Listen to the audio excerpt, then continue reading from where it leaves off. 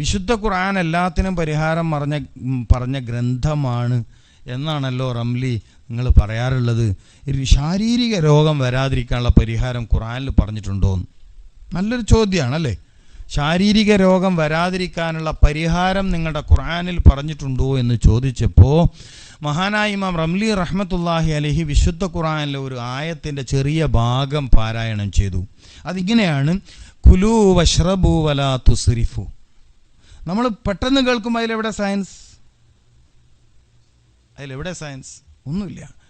കുലു വഷ്റബു വലാ തുസ്രിഫു, ഭക്ഷണം കഴിക്കുക, അതൊരു വലിയ വിഷയമല്ലേ. ഭക്ഷണം കഴിക്കണം, ശരീരത്തിന് ആവശ്യമുള്ള ഭക്ഷണത്തെ കണ്ടെത്തി കഴിക്കണം എന്നർത്ഥം വെക്കണം. തിന്നാന്നർത്ഥം വെച്ചാൽ എന്തും തിന്നാന്നായി പോകും. കുലു എന്ന് പറഞ്ഞാൽ തിന്നാന്നല്ല അർത്ഥം. കുലു എന്ന് പറഞ്ഞാൽ തിന്നാന്നാണ് അർത്ഥം. നിന്റെ ശരീരത്തിന് ആവശ്യമുള്ള ഭക്ഷണത്തെ കൊടുക്കുക. രാവിലെ പഴം, ഉച്ചയ്ക്ക് ഇലക്കറിയും മറ്റൊക്കെയുള്ള ഭക്ഷണം, രാത്രി മഗ്‌രിബിൻ്റെ സമയത്ത് ഭക്ഷണം.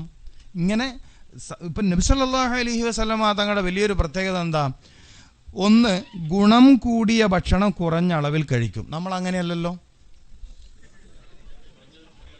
നമ്മൾ വളരെ സീരിയസ് ആയൊരു വിഷയം, നമ്മളൊക്കെ ഭക്ഷണം കഴിച്ചാൽ ആകെയുള്ളൊരു പ്രശ്നം വയറ് നിറഞ്ഞോ ഇല്ലേ എന്നുള്ളതാണ്. കുറ്റം പറയലൊന്നുമല്ല, സങ്കടം പറയണം. ഭക്ഷണം കഴിക്കുമ്പോൾ നമ്മളൊക്കെ ഒരു പ്രശ്നം വയറ് നിറഞ്ഞോ ഇല്ലേ എന്നുള്ളതാണ്. ഗുണം കൂടിയ ഭക്ഷണം കുറഞ്ഞ അളവിൽ കഴിക്കുന്ന രീതിയാണ് മുഹമ്മദ് റസൂൽ.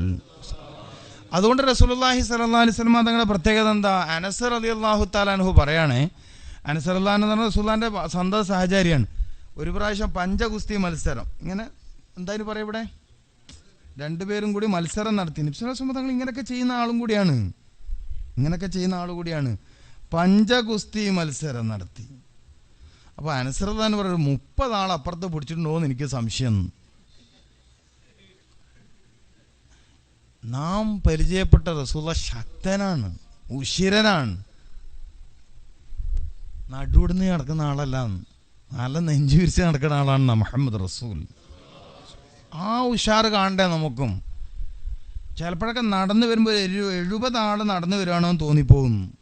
70 ആളൊക്കെ നടന്നു വരികയാണോ എന്ന് തോന്നിപ്പോ. റസൂലുള്ളാഹി സ്വല്ലല്ലാഹു അലൈഹി വസല്ലം തങ്ങളുടെ നമ്മളിങ്ങനെ ഒടിഞ്ഞു നീങ്ങി ജുമാക്കൊക്കെ പള്ളിയിൽ ഒന്ന് ഖുതുബ തുടങ്ങും, പിന്നെ നമ്മൾ ഉറങ്ങിയിട്ടുണ്ടാവും.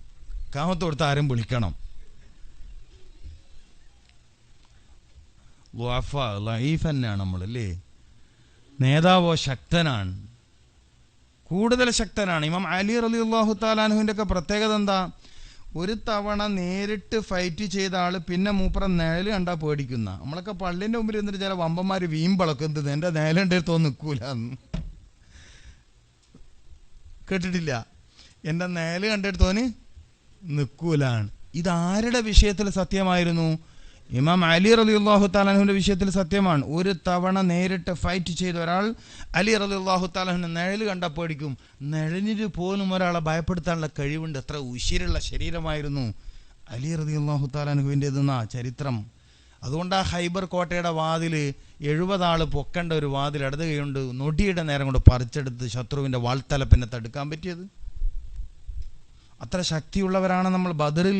ബദറിൽ സത്യത്തിൽ സംഭവിച്ചത് എന്താ? സഹാബത്തുൽ കിറാമിൻ്റെ കണ്ണിൽ നിന്നും നിർഗളിച്ച പ്രകാശം കണ്ട് പേടിച്ചു എന്നുള്ളതാ.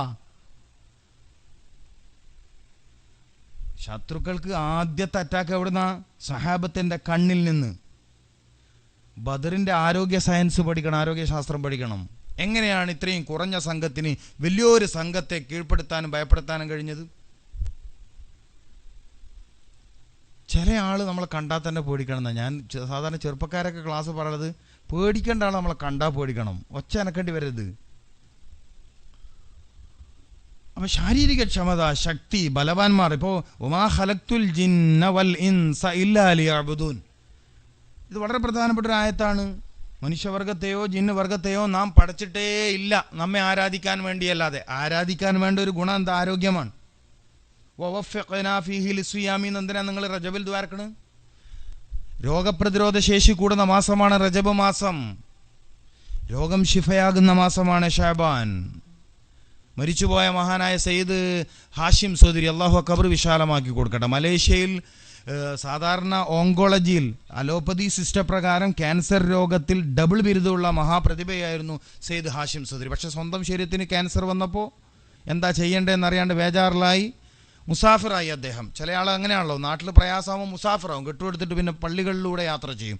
എന്നതുപോലെ ഈ സെയ്ദ് ഹാഷിം സദരി എന്ന ഡബിൾ ഓങ്കോളജിസ്റ്റ് തൻ്റെ ക്യാൻസർ രോഗത്തിൽ എന്ത് ചെയ്യണമെന്നറിയാതെ വേവലാതിയുമായി ഇങ്ങനെ പോവാ.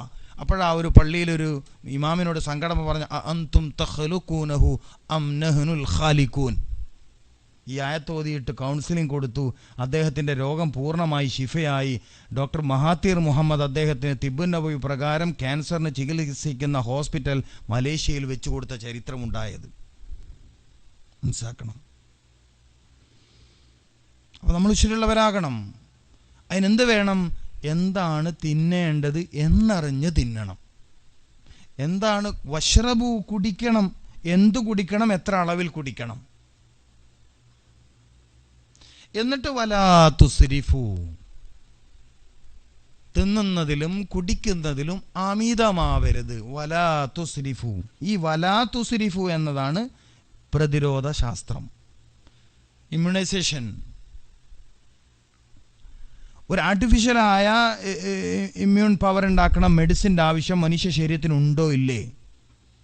ഇസ്ലാമിക സമൂഹം പറയണ ഇല്ലയെന്ന്. ആർട്ടിഫിഷ്യലായൊരു മെഡിസിൻ കുത്തിവെച്ച് രോഗങ്ങൾക്കെതിരെ പ്രതിരോധ ശക്തി ഉണ്ടാക്കേണ്ട ആവശ്യം ശരീരത്തിൽ അയ്യദ്നാഹു ബിറൂഹിൽ ഖുദുസ്, പരിശുദ്ധമായ റൂഹ് കൊണ്ട് നാം അവരുടെ ശരീരത്തെ ശക്തിപ്പെടുത്തി എന്ന് പറഞ്ഞ കലാം നമ്മുടെ കയ്യിലാണ് ഉള്ളത്, ഖുർആൻ നമ്മുടെ കയ്യിലാണ് ഉള്ളത്. അതുകൊണ്ട് നമ്മൾ നിരാകരിക്കുന്നു.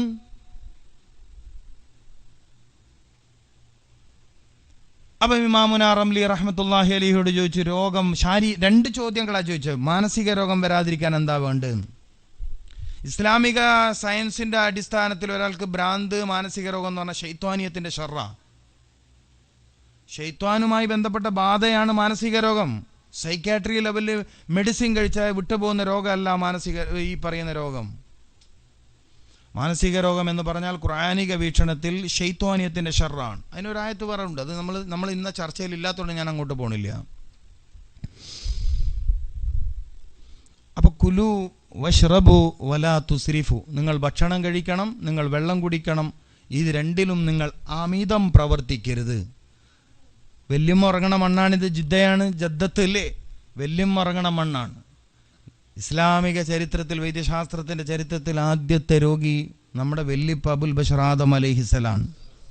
സ്വർഗലോകത്ത് കാണുന്ന പഴങ്ങളും മറ്റൊക്കെ നിങ്ങൾക്കുള്ളതാണ്, കഴിക്കാം, അരുവികളിൽ നിങ്ങൾക്ക് ഉപയോഗിക്കാം. പക്ഷേ എന്തു പറഞ്ഞു? ഒരു മരം കാണിച്ചു കൊടുത്തിട്ട് എന്ത് പറഞ്ഞു?